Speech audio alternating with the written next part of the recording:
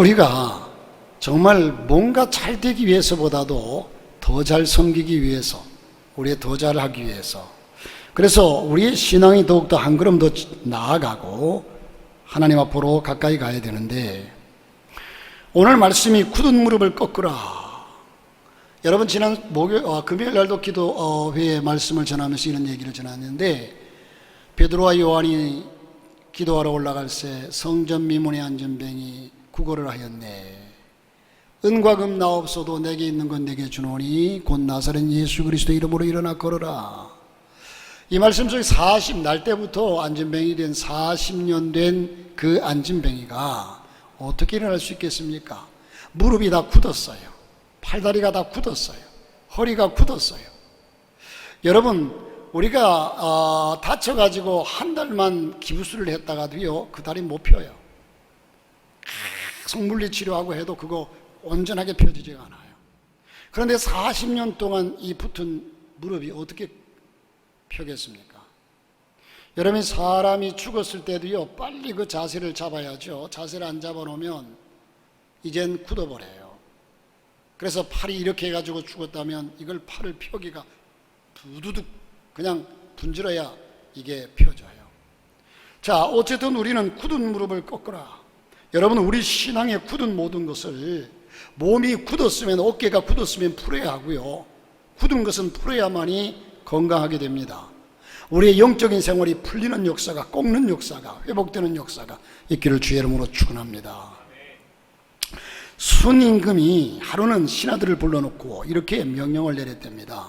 여봐라, 너희들 오늘 내가 이 물건 하나 줄 테니 이것을 가지고 저 밖에 있는 우물에 가서 두레박으로 물을 퍼서 이 물건에 가득 담아가지고 오너라. 그런데 그 준 물건이 뭐냐면 망태기입니다. 옛날 시골에 망태기 있잖아요. 풀도 꼴도 배우고 거기 약초도 캐서 담고 뭐 하는 새끼로 꼬아가지고 만든 망태기. 그런데 이 망태기를 주면서 가서 이젠 망태기에 물을 가득 채우라는 거예요. 망태기를 하나씩 받아든 신하들이 다 나와서 어디론가 뿔뿔이 흩어져 사라져버리고 말았어요. 아니, 망태기에다 물을 어떻게 담냐는 얘기예요. 삼척동자도 아는 얘기인데 다 흩어져 버렸어요. 그런데 그 중에 한 신하가, 이젠 그는 임금님의 명령이라 어쩔 수 없었는지 아니면 어떤 생각에서인지 모르지만 가서 망태기를 우물가에 펼쳐놓고 열심히 두레박을 내려서 물을 퍼올립니다. 퍼올려가지고 망태기 확 쏟아보니까 주르르 쏟아져 나가요. 또 퍼올립니다. 또 부어요. 또 퍼올립니다. 또 하루 종일 물을 퍼서 망태기에 담아도 망태기는 물이 하나도 담겨지지가 않아요. 이 모습을 바라볼 때 여러분, 생각만 해도 그렇게 미련한 놈이 어디 있을까 싶잖아요. 그런데 하루 종일 물을 퍼가 해가 뉘엿뉘엿 넘어갈 때쯤 되어서 두레박을 내리니까 두레박이 밑에서 덜거덕 소리만 날 뿐 물이 올라오질 않아요. 바닥이 보이는 거예요. 물이 없어요. 그때서야 이 물이 없구나, 이젠 아직 망태기를 못 채웠는데 하고서 우물 안을 들여다보니까 저 밑에 뭔가 번쩍번쩍 빛나는 아주 귀한 것이 밑에서 보여요. 저게 뭘까 하고서 우물을 타고 내려가 봅니다. 가봤더니 큰 검덩이 하나가 빛을 내고 있습니다. 그것을 이젠 움켜쥐고 겨우 해서 그 우물을 올라와 가지고 임금 앞에 갑니다. 임금님, 오늘 망태기에 물을 담아오라고 했는데 물을 담지 못했습니다. 그런데 하루 종일 물을 퍼다 보니까 물은 동나고 이젠 우물 속에 이것이 있었습니다. 그리고 왕에게 바치니까 이 왕이 가만 쳐다보더니 그것은 내 것이다.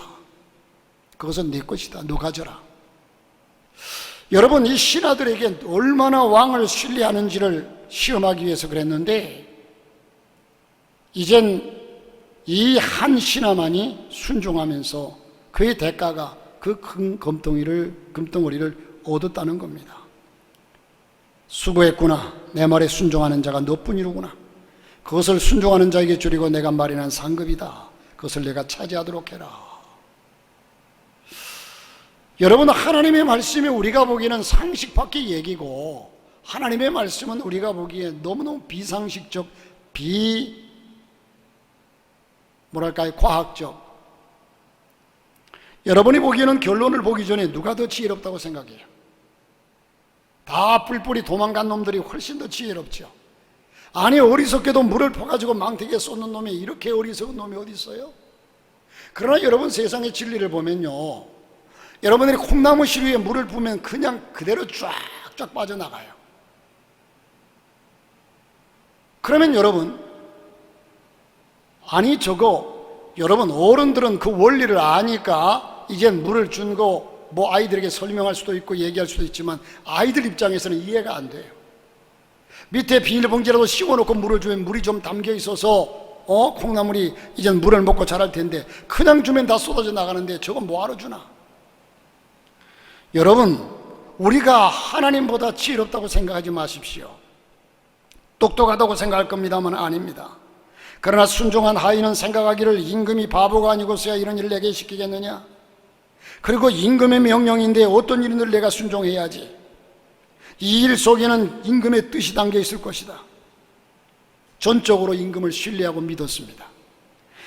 자, 여러분, 이 신하는 다 흩어진 저들보다도 또 저와 여러분보다도 어리석어서 사리분별을 못해서 순종한 것처럼 보일지 모르지만 그러나 그렇지 않습니다.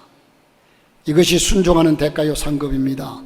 저와 여러분 같으면 이런 상황에서 어떻게 하시겠습니까? 모르긴 해도 이런저런 얘기들이 많지 않겠습니까? 그리고 모두 흩어지고 말 겁니다. 여러분, 저와 여러분이 살아가면서 사람이 생각하는 상식적인 일들만 말씀하신다면 순종이라는 의미가 없습니다. 부모에게 순종하라. 자식들이 부모님이 자식에게 말씀하고 얘기할 때 자식들은 그 얘기를 이해를 못해요. 아니 아버지는 왜 저렇게 답답하게 얘기를 할까? 어머니는 왜 답답하게 저렇게 얘기하면서 나한테 이렇게 얘기할까? 아이고, 나이가 들어도 그렇지. 그래서 요즘 젊은이들이요, 어른들 보고 꼰대라고 하잖아요. 그러나 그 젊은이들도 그 나이 되면 꼰대 돼요. 자기들은 뭐 죽을 때까지 아주 똑똑할 것 같아요. 자기들의 생각이 옳은 천만의 말씀이에요. 천만의 말씀이에요. 그러니까 이 세상이 참 안타깝고 답답한 것은요, 경험만큼 확실한 지식이 없어요. 경험만큼 확실한 지식이 없어요. 자, 우리가 살아가면서 생각하는 모든 일들이 이젠 우리가 보기에는 의미가 없을지 모르지만 순종하는 것이, 특별히 하나님의 말씀에 순종하는 것이 상식을 벗어나고 우리는 현실을 벗어나도 순종할 때 하나님의 역사가 나타나게 될 줄로 믿습니다. 하나님은 이스라엘 백성에게 그 견고하고 튼튼한 여리고성을 하루 한 번씩 돌라고 합니다. 뿐만 아니라 물이 넘실거리는 요단 강물을 복개를 메고서 먼저 앞서 제사장들이 앞서고 물 위로 들어가라는 겁니다. 참 기가 막히죠. 그러나 그들은 순종했습니다. 나아만이 요단강에 가서 7번 목욕하라고 할 때에 순종하지 않았어요? 그러나 결국은 순종했습니다. 여러분, 이런 것들은 하나님을 전적으로 신뢰하고 의지하는 믿음이 전제되지 않고는 순종할 수가 없습니다. 상대방을 믿을 때에 뭔가 여기 뜻이 있을 것이다, 나를 시험하기 위한 뜻이 있을 수도 있고 뭔가 뜻이 있을 것이다 하고 믿을 때에, 신뢰할 때에 그 일에 순종하게 되지요. 이런 것들은 하나님을 전적으로 신뢰하고 의지하는 믿음이 없고서는 그것이 전제되지 않고는 순종할 수가 없습니다. 우리에게 명령하는 하나님은 우리를 사랑하시는 분이십니다. 따라서 그분이 우리에게 하시는 명령도 우리를 향해서 이젠 사랑하는 전제에서 비롯된 겁니다. 우리에게 필요한 것은 명령하시는 하나님의 의도를 신뢰하고 순종하는 것입니다. 그런데 오늘 본문의 요나를 우리는 살펴보면서 어떻게 했느냐? 요나의 불순종, 한마디로 말해서 요나는 불순종했어요. 그런데 이 요나의 삶을 통해서 저와 여러분이 우리의 삶을 적용시켜 보면서 우리는 어떻게 해야 할 것인가를 생각해 보고자 합니다. 먼저 요나가 불순종했더니 어떤 결과가 왔습니까? 불순종의 결과가, 첫째는 물질을 잃었습니다. 요즘 사람들이 돈 잃고서 목숨까지 던지는 일들이 흔하게 많더라고요. 돈, 때로는 목숨보다 귀합니다. 돈에 너무너무 많은 사람들이 애착을 가집니다. 요나서 1장 5절에 보니까 사공이 두려워하여 각각 자기의 신을 부르고 또 배를 가볍게 하려고 그 가운데 물건을 바다에 던지니라. 그러나 요나는 배 밑층에 내려가서 누워 깊이 잠이 든지라. 여러분, 요나의 불순종으로 요나뿐만 아니라 배에 탄 모든 사람들의 경제적인 손실이 너무너무 많았습니다. 그 배에 있는 모든 짐들을 바다에 모두 던졌습니다. 배 탄 사람들이 들고 온 물건들이 쓰레기였습니까? 쓰레기 청소하려고 가지고? 아닙니다. 소중한 물건들 다 가지고 배를 탔는데 이것들을 일단 다 버렸습니다. 왜? 목숨보다 귀하지 않기 때문에. 목숨을 건지려고. 아무리 아까워도 던질 수밖에 없는 상황이 주어졌습니다. 하나님께서 그렇게 몰아가시니 어쩔 수가 없었습니다. 여러분, 다시 말해서 하나님께서 이런 상황으로 몰아가셨다는 거죠. 하나님께서 상황을 그렇게 몰아가시는데 그들이 버리지 않으면 어떡하겠습니까? 여러분, 하나님께서 하늘문을 열면 닫을 자가 없고 하나님께서 하늘문을 닫으면 열 자가 없는 것입니다. 이 하나님을 전등하신 하나님을 저와 여러분이 믿음으로, 확신하는 믿음으로 하나님을 섬기며 나갈 수 있기를 주의 이름으로 축원합니다. 할렐루야. 언젠가 코로나 이전에 지방의 연합성회를 이제 1년에 한 번씩 하는데, 지방의 연합성회 때에 그 강사님이 하신 말씀이 기억이 나는데, 하나님의 자녀가 불순종하고 세상으로 나가면, 여러분, 하나님 앞에서 제일 큰 죄가 무슨 죄인 줄 아십니까? 제일 큰 죄는요, 하나님을 떠나는 죄예요. 다시 말해서 불신앙의 죄예요. 우리가 도둑질하고 간음하고 세상에 더러운 도덕과 윤리를 범하는 죄들이 많지만, 이 죄들은 사실 사함을 다 받을 수 있지만 하나님을 떠나고 하나님을 멀리하고 하나님을 믿지 않는 죄는 사할 길이 없어요. 하나님을 떠나는 것. 그래서 이젠 하나님의 자녀가 불순종하고 세상으로 나가면 먼저는 하나님이 그 사람의 경제적인 것을 치신다고 그래요. 경제적인 것을 치시고, 그래도 깨닫지 못하면 가족을 치시고, 그래도 깨닫지 못하면 본인을 치신다. 그렇게 말씀하는 말씀을 들었습니다. 사랑하는 성도 여러분, 순종하며 사시길 바랍니다. 하나님 말씀에 순종하며 사시는 한 해가 되시기를 바랍니다. 그래서 그는 물질을 잃었고 두 번째는 고난을 당합니다. 불순종함으로 고난을 당해요. 여러분, 이 요나가 요빠에 가가지고 요빠는 항구거든요. 거기서 배를 타고서 도망을 가요. 하나님 니네로 가라고 그랬는데 그는 다시스로 도망을 가요. 다시스로 도망가려고 요빠에 가서 배를 타려고 하니까 마침 거기에 요빠로 가는 배가, 다시스로 가는 배가 요빠에 있었어요. 마침 있었어요. 성경에 마침 있다고 그렇게 말씀해요. 여러분, 여기에 차라리 배가 없었더라면, 요빠로 가는 배가 없었더라면, 다시스로 가는 배만 있었더라면 얼마나 좋았을까. 할 수 없어서라도 다시스로 가는 배를 탔을 거예요. 그런데 마침 배가 요빠에서 다시스로 가는 배가 있었어요. 그는 거기서 콧노래 불렀을 겁니다. 그래, 내가 여기 오니까 내 생각대로 내 뜻대로 잘 되어 가는구나. 여러분, 그게 잘 되는 길이 아니었습니다. 그렇잖아요. 이젠 다시스로 가는 길이 형통해 보였습니다. 그러나 그것이 형통한 것 같으나 하나님께서 그를 가만두지 않으셨습니다. 고난을 당합니다. 여러분, 요나서 2장 2절에 보면 가로되 내가 받는 고난을 인하여 여호와께 불러 아뢰었더니 주께서 내게 대답하셨고 내가 스올의 뱃속에서 부르짖었더니. 스올이라는 것은요, 이젠 히브리 원어로 그것을 분석해 보면 모든 쓰레기 잡동사니들을 다 모아다가 불태우는 것이 스올이에요. 지옥이죠. 지옥이에요. 여러분, 얼마나 고통스러웠으면, 제가 어릴 적에는요, 제가 주일학교 다니고 어릴 적에는, 사람을 그것도 어른, 아이들이 아니라 큰 어른을 삼킬 수 있는 고기가 있을까? 그런 물고기가 있을까? 이게 의심스러웠어요. 그때만 해도 시골에서 그런 물고기가, TV 문화가 있었습니까? 세계를 내다볼 수 있는 뭔가가 아무것도 없잖아요. 그러니까 도저히 믿을 수가 없어요. 여러분, 사람을 삼킬 만한 고기가 현재 이 지구상의 바다에, 태평양 바다에 있을까요? 없을까요? 사람을 삼킬 만한 고기가 있을까요? 없을까요? 없어요? 있어요? 얼마든지 있어요. 몇 톤씩 가는 고기들이 있잖아요. 예를 들어서 고래만 하더라도요, 어마어마한 큰 고래가 있고요. 사람 한 명 정도는 살짝 그냥 하면 들어갈 것 같아. 어마어마한 큰 고기들이 있어요. 그런데 제가 어릴 적에는요, 설마 사람을 삼킬 수 있는 고기가 있을까? 날마다 시내가에 가서 피레미만 봤으니까. 커봤자 손바닥만한 붕어. 이런 것만 보고 자랐으니까. 여러분, 그런데 사람을 삼켰습니다. 배가 풍랑이 일어나게 되니까 요나뿐만 아니라 배에 탄 모든 이들이 함께 고난을 받습니다. 우리가 가정에서 무슨 문제가 생기면 모든 가족이 함께 고통을 받게 되어 있습니다. 여러분, 제가 언젠가 점심을 먹고 식곤증이 와가지고 좀 졸고 좀 누웠다가 일어나니까 이게 딱 체했어요. 음식물이 체했어요. 이게 체했는데 어디서 체했죠? 발바닥에서 체했어요? 어디에? 위장 위에서 지금 문제가 생겼어요. 그런데 위에서 체했으니까 위가 통증이 온다든지 쓰린다든지 뭐 위가 미식거린다든지 이러면 이해가 되는데 이것도 그렇지만 머리가 너무너무 아파. 무슨 상관이 있다고? 머리가 너무너무 아파요. 그리고 등이 그냥 아주 뻐근해요. 그리고 컨디션이 너무 저하돼 가지고 기분이 너무 안 좋아요. 온몸이 쭉 깔아져요. 아니, 여기서 걸린 것이 왜 온몸을 다 지배합니까? 왜? 하나기 때문에.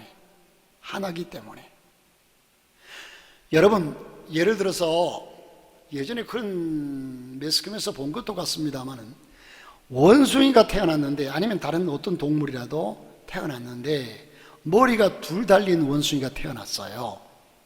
그러면 그 원숭이는 하나일까 둘일까? 장로님 어떻게 아세요? 머리가 둘인데.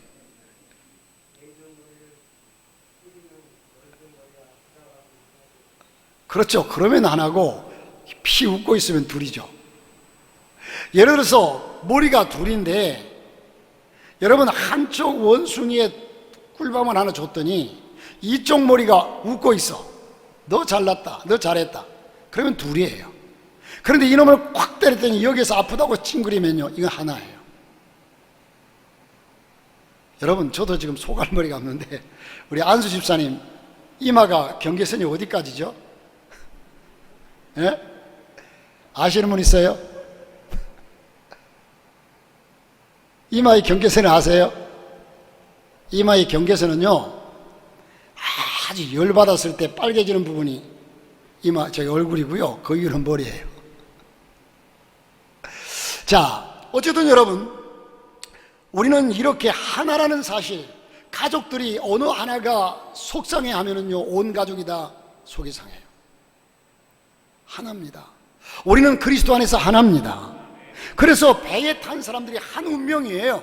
그러다 보니까 이 요나 때문에 모두가 다 물건을 버려야 하고 다 거기서 배가 기우뚱거리니까 또 멀미하는 사람이 얼마나 많았겠어요? 얼마나 힘들었겠어요? 야, 이 멀미 힘듭디다. 제가 한번 저기 울릉도를 가는데요, 목사님들하고 같이 한번 가는데 배가 그냥 퀴충거리는데 멀미가 나는데, 저는 멀미 어지간해서는 제가 평생에 멀미 5손가락 안으로 해봤어요. 배도 많이 타보고 했지만 멀미 거의 안 해요. 거의 안 해요. 근데 그때는 멀미가 나는데 사람들이 화장실 앞에 줄을 서는데 기가 막힙니다. 얼마나 멀미처럼 고통스러운 게 없어요. 자, 이렇게 어려움을 많이 겪어요. 나사로 까닭에 많은 사람들이 죽기로 돌아오더라. 여러분, 요나 까닭에 많은 사람들이 고난을 당했어요. 그러나 저와 여러분 까닭에 가족이 구원받고 주 예수를 믿어라, 그러면 너와 내 집이 구원을 얻으리라. 나 까닭에 많은 사람들이 웃을 수 있는 여러분 되시기를 주의 이름으로 축원합니다. 세 번째로는 생명의 위협을 받게 됩니다. 요나서 1장 17절에 여호와께서 이미 큰 물고기를 예비하사 요나를 삼키게 하셨으므로 요나가 3일 3열을 물고기 배에 있으니라.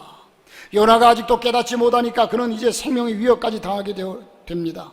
그가 모르긴 해도 풍랑이 일기 시작할 때에도 그는 바다에서 일어나는 자연스러운 풍랑으로 생각하고 설마 내 죄 때문에 그럴까 하고 생각했을지도 모릅니다. 그런데 이제는 도저히 감당할 수 없는 처지에 이르렀을 때에 그는 비로소 이 일이 생명의 위협을 느끼고서야, 그때서야 내가 불순종해서 그렇다는 사실을 깨닫고 나를 저 바다에 던져달라고 얘기합니다. 내가 이런 죄를 지었느라고 사람들 앞에 고백합니다. 여러분, 우리는 하나님에 대해서 예민해야 합니다. 성령에 대해서 예민하고 마귀에 대해서도 예민해야 합니다. 마귀가 우리를 갖고 노는데도 불구하고 아이고 이게 설마 마귀의 역사일까? 하나님께서 내게 음성으로 주시고, 여러분, 하나님께서 여러분에게 그냥 큰 우레와 같은 음성으로 이렇게 말씀하시지 않아요. 하나님은 인격적으로 우리 생각 속에 빛이 없어도 환하게 다가오시는 주님. 빛이 없는데 어떻게 환하게 해요? 음성이 없어도 똑똑히 들려주시는 주님. 우리의 신앙의 양심 속에 하나님 말씀하십니다. 우리의 생각 속에서 하나님 말씀하십니다. 자, 그러면 이런 어려움을 많이 당했는데 이런 어려움을 당하고 나서의 요나를 봅시다. 하나님을 발견합니다. 여러분, 매 맞고 정신 차리지 말고요, 좋을 때 그가 이런 고난을 당하고 나서야 진정한 머릿속에 있던 하나님을 이젠 가슴으로 만납니다. 실제로 하나님을 발견하고 하나님을 만나요. 요나서 2장 4절에 보니까 내가 말하기를 내가 주의 목전에서 쫓겨났을지라도 다시 주의 성전을 바라보겠다 하였나이다.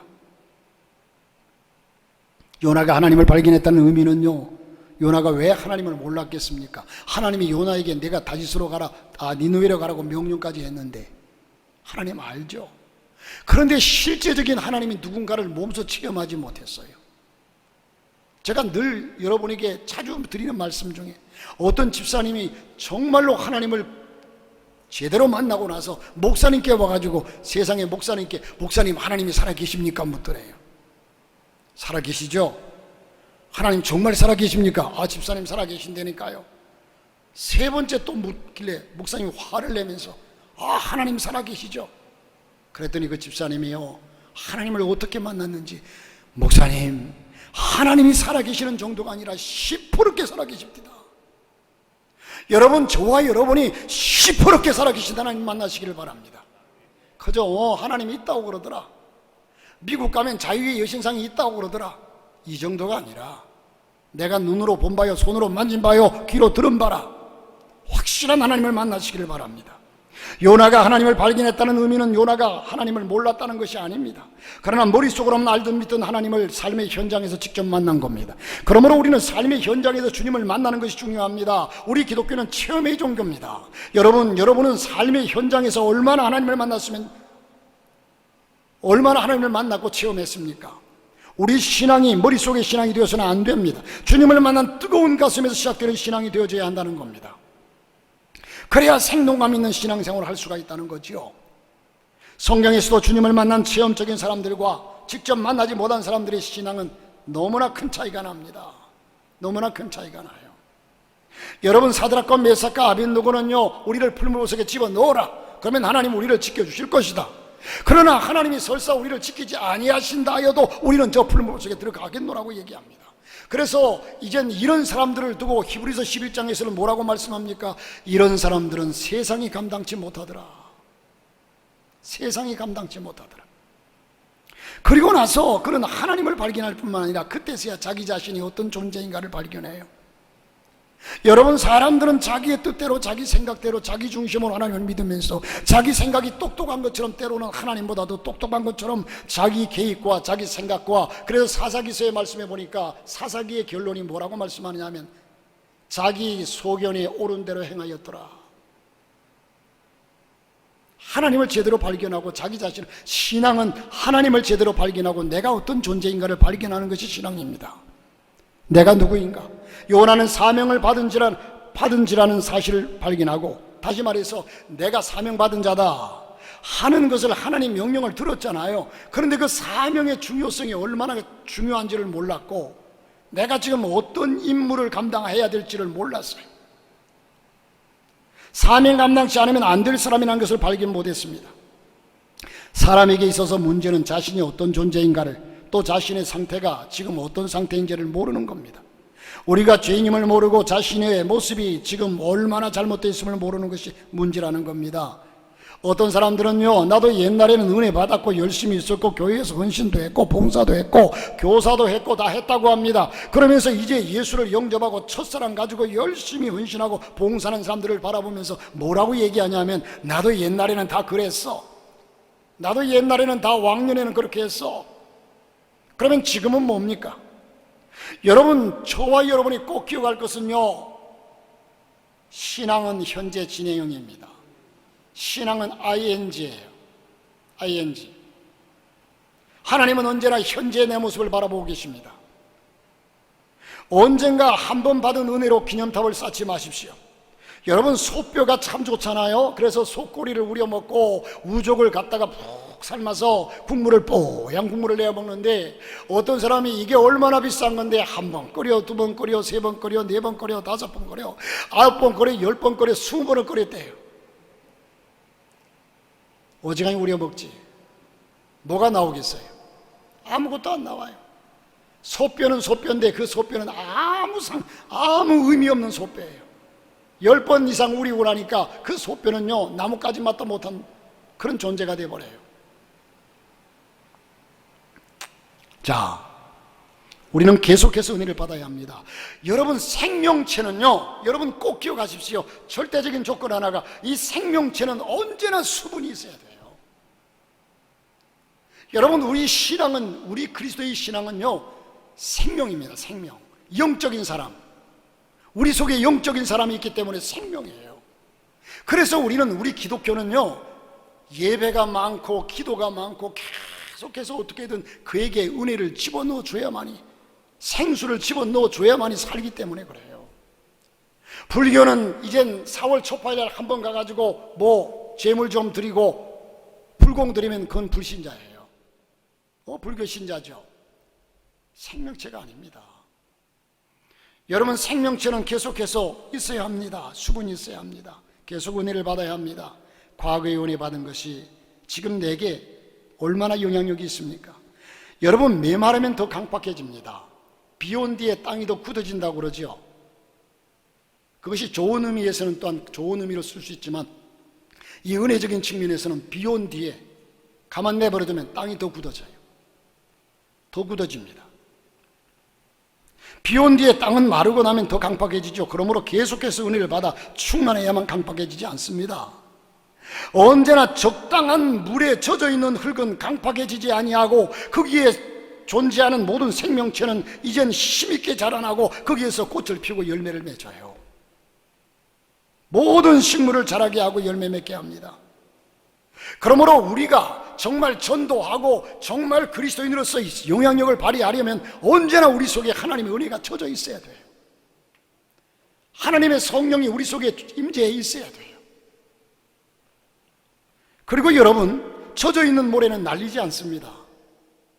여러분, 이 겨울이 얼마 남지 않았어요. 벌써 1월이 다 지나가고 있는데 2월 3월쯤만 되면요, 황사가 몰려옵니다. 어디서? 중국서. 이제 몽골 벌판에서 점점 사막화가 되어가고 있어요. 거기에 모래바람이 확 앞이 안 보일 정도로 뒤덮어요. 우리나라가 얼마나 먼데? 왜? 비가 오지 않아서 사막화가 되어가고 있어요. 젖어 있지 않기 때문에. 젖어 있는 모래는 날리지 않아요.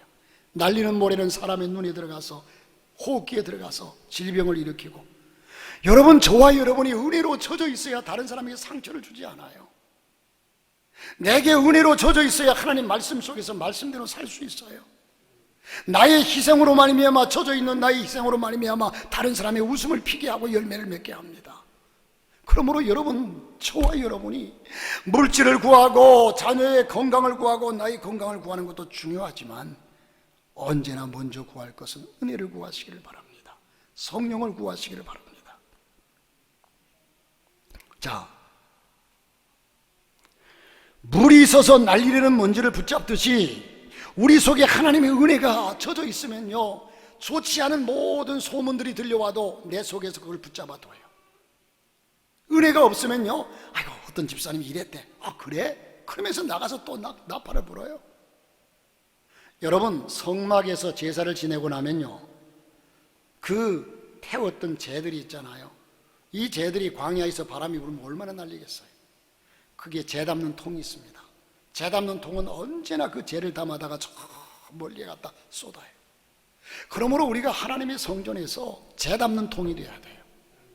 재 담는 통이 되어서 교회에서 공동체가 모이면 거기에 모이는 곳에서는 언제나 찌꺼기나 모든 것들이 발생하게 되어 있어요.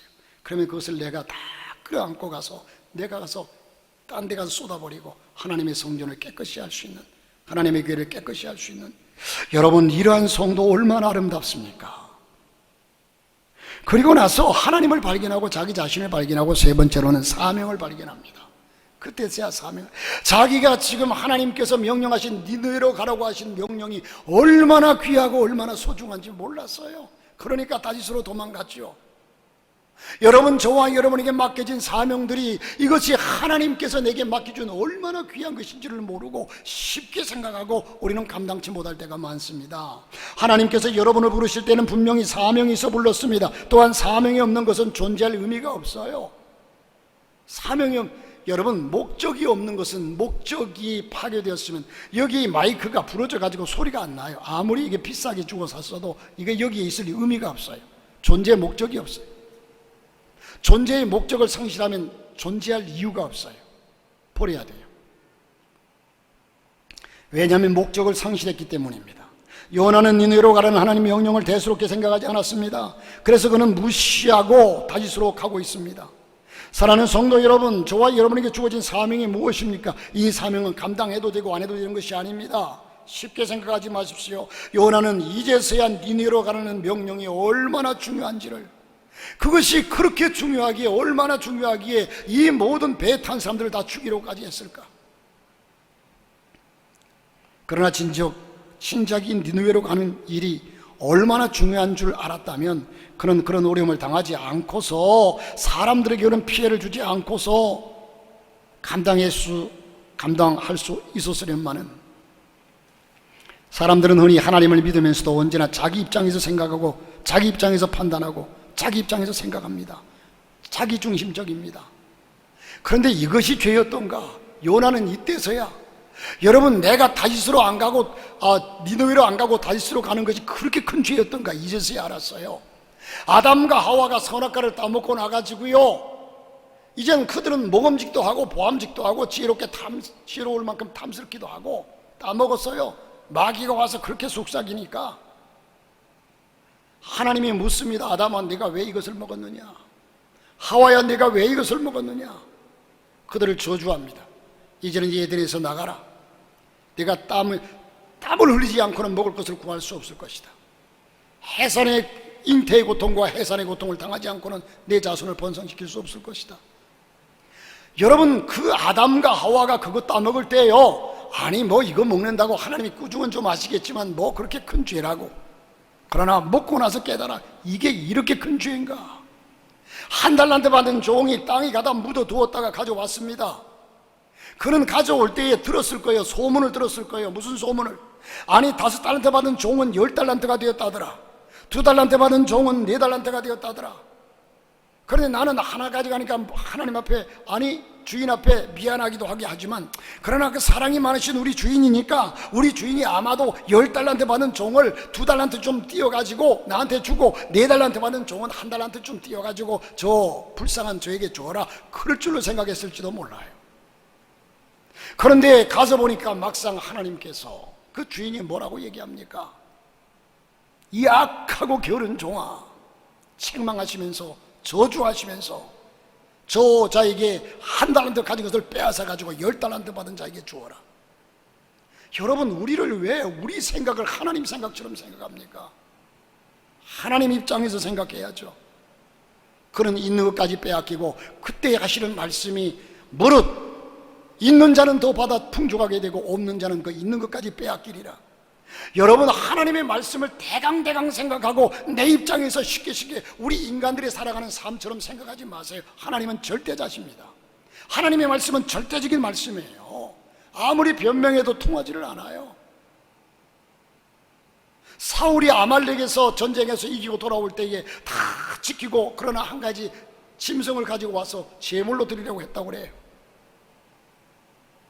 여러분, 여기에서 그는 하나님께서 그를 피하십니다. 여러분, 복귀를 싣고 갈 때 복귀가 그냥 흔들려요. 복귀가 넘어지지 않게 해서 가서 그 복귀를 붙잡았더니 그냥 직사했어요. 이후에 어쨌든 복귀는 아무나 만질 수 없는 거거든요. 하나님 말씀이 그렇거든요. 우리 생각에서 하나님 말씀을 오해하지 말고 남용하지 말고 해석하지 마십시오. 사랑하는 성도 여러분, 자기 입장에서 볼 때는 별것 아닌 것 같습니다. 그러나 그것이 아닙니다. 자기들이 생각했던 것들보다도 엄청난 결과가 주어지지 않았습니까? 사랑하는 성도여러분, 신앙생활을 자기 입장에 생각하지 말고 하나님 입장에서 언제나 생각하시길 바랍니다. 가끔씩 여러분에게 드리는 말씀이다마는 주일 성수도 마찬가지입니다. 우리가 주일을 거룩히 성수하는 것이 하나님 명령의 뜻입니다. 엿새 동안은 내 날이고 일의 날은 하나님의 날이라고 분명히 말씀했어요. 그리고 여러분들이 신앙생활 하다가요, 하루 52주입니다. 52주 한 주를 아이고 이 일이 있어서 부득불, 그때가 고비입니다. 그 고비를 이기는 사람을 하나님께서 참으로 기뻐하시는데, 그 한 주를 어기는 사람이나 뭐 한 5주를 어기는 사람이나 주일 범하기는 똑같은 죄예요. 똑같은 죄예요. 그렇다고 해가지고 그래 내가 한번 뭐 어기는 거나 1년에 한 번씩만 나가자, 뭐 똑같은 죄인데. 사랑하는 성도 여러분, 왜 우리는 그 많은 엿새도 오로지 자기 자신들만 위해 쓰고 하나님의 날까지 마음대로 쓰면서 아무 두려움이 설마 하면서 하나님도 이해하실 거라고 생각하십니까? 또한 하나님께 드리는 예물도 11조도 마찬가지입니다. 9은 자신을 위해 쓰고 1개는 하나님을 위해 드리라는 것이 아니라 하나님의 것이라고 하는데도 아무 두려움 없이, 여러분 지금까지 신앙생활을 하면서도 아직도 하나님을 못 믿고 그의 말씀을 못 믿겠습니까? 아니라면 어떻게 여러분에게 주시겠다는 복까지 외면하십니까? 하나님을 또한 그의 말씀을 확실히 믿는다면 믿음으로 드리고 믿음으로 사시기를 주님의 이름으로 축원합니다. 여러분, 이 모든 것들이 제대로 하나님을 발견하지 못한 가운데 나오는 겁니다. 하나님이 살아계시고 지금도 눈동자같이 우리를 살피시는데 어떻게 우리가 우리의 마음대로 행동할 수 있겠습니까? 이젠 결론적으로 무릎을 꺾으려면 마음을 꺾어야 합니다. 오늘 많은 사람들이 마음이 굳어 있습니다. 이 굳어 있는 마음을 꺾지 않으면 결코 하나님 앞에 무릎을 꿇을 수가 없습니다. 야곱은 자신의 힘을 의지하고 어릴 적부터 큰 꿈과 욕심으로 가득 차워서 갖가지 방법으로 재물을 모으고 자기 욕심을 채우려고 한평생 힘을 쏟았습니다. 그러나 언제나 하나님 앞에 무릎 꿇기보다는 자기 생각이 먼저였습니다. 그러나 그가 자수성가 했노라고 스스로 인정하면서 고향으로 돌아옵니다. 수많은 양떼를 이끌고 짐승떼를 이끌고 노복들을 이끌고 찾아옵니다. 하나님은 그를 하나님 앞에 꼼짝없이 무릎을 꿇게 하십니다. 기세당당하게 돌아오는 그를 형님을 통해 가지고 이젠 그는 무릎을 꿇을 수밖에 없는 처지로 만듭니다. 그는 야복강가에서 무릎을 꿇습니다. 무릎을 꿇기 전에 그의 교만하고 언제나 자기중심적이었던 마음이 꺾인 겁니다. 이제 여러분의 강팍한 마음을 꺾으시기를 바랍니다. 요나의 불순종으로 인한 이런 엄청난 일을 불러왔습니다. 그러나 그는 결국 순종하게 되지요. 요나서 3장 3절에 보면 결국 그는 니느웨로 가니라고 말씀하고 있어요. 결국 그는 하나님의 뜻대로 갈 수밖에 없지 않습니까? 성경은 말합니다. 잠언서 16장 9절에 사람이 마음으로 자기 길을 계획할지라도 그 걸음을 인도하시는 분은 여호와시니라. 순종이 신앙의 최고봉입니다. 오늘도 때로는 주의 종을 통해서 말씀을 듣는 가운데 나와 여러분에게 요구하는 하나님의 음성이 있을 겁니다. 마음에 다가오는 음성이, 세밀하게 들리는 음성이 있을 겁니다. 이제 우리 심령에 굳어있고 순종하고 불순종하고 게으르고 나태한 무릎을 하나님 앞에 꺾으시기를 바랍니다. 우리의 무릎을 꺾어 엎드리지 않는다면 우리는 신실한 성도가 될 수 없고 순종치 못합니다. 오직 주님 앞에 늘 꿇어 엎드릴 때만이 순종할 수 있고 우리 주님의 뜻을 이룰 수가 있습니다. 여러분, 낙타는요 주인 앞에 가면 언제나 딱 무릎을 꿇고 앉습니다. 나를 쓰십시오. 짐을 싣든지 나를 주인이 타시든지. 무릎을 꿇으라는 의미는 기도하지 않는 여러분의 무릎을 꺾어 엎드리라는 것이고, 교만한 무릎을 꺾어 겸손하라는 것이고, 불순종하는 무릎을 꺾어 순종하라는 것입니다. 사랑하는 성도 여러분, 속된 얘기로 세상 사람들이 그런 얘기를 하죠. 좋은 말 할 때 하라고. 공갈 협박하는 것 같죠? 주님 앞에 무릎을 꺾어 드릴 것 드리고, 바칠 것 바치고, 순종할 것 순종하고. 하나님은 결코, 제가 신학을 다니면서 너무 가난해가지고 하루에 그때 우거지, 여러분 기억하실지 모르지만 어른들은 혹 기억할지 모르지만 사발면이 있었는데, 이 사발면이 우거지 해장국이라는 상품면이 있었어요. 우거지 해장국. 그때 300원 했거든요. 이게 아니 150원 했나? 그런데 그걸 사가지고 사무실에서 그걸 먹어요. 그게 하루 식사예요. 그걸 사가지고 먹으면, 지금 미국 가 있는 이도영 목사님 1년 선배신데, 이분이 저를 보고 뭐라고 하냐면, 제가 이제 그것만 먹고 그거 먹으면서, 그래도 옆에 전사님이 계시니까 1년 또 선배인데 한 교회에서 같이 심호하면서, 혼자 먹을 수 없잖아요. 전사님 이거 좀 드실래요? 그러면 그 전사님이 저를 보고 늘 하던 얘기가, 내가 거지 똥구멍에 짠지를 빼먹지 그걸 어떻게 먹어? 늘 그랬어요. 세상 그 속된 말 가운데 문둥이 콧구멍에 뭐 마늘을 빼먹는다니 뭐 이런 얘기가 있잖아요. 그렇게 얘기를 했습니다. 여러분, 그런데 하나님 앞에서 순종하고 믿음으로 나왔더니, 나는 지금까지 이 모든 것이 결코 내 능력은 정말로 부족한데 모두가 하나님의 은혜입니다. 그런데 제가 한 것이 있다면 다 하나님 앞에 무릎 꿇었어요. 무릎 꿇었어요. 지금도 제 자신이 내가 뭔가 했다라고는 생각은 하나도 지금 들지 않아요. 모든 것이 주의 은혜입니다. 여러분, 하나님 앞에 무릎을 꿇고 따라 나가면 하나님께서 여러분의 삶을 살아계신 하나님 나는 믿습니다. 경험했습니다. 눈으로 본 바요, 손으로 만진 바요, 귀로 들은 바입니다. 그 하나님 믿고 믿음으로 승리하시기를 주님의 이름으로 축원합니다.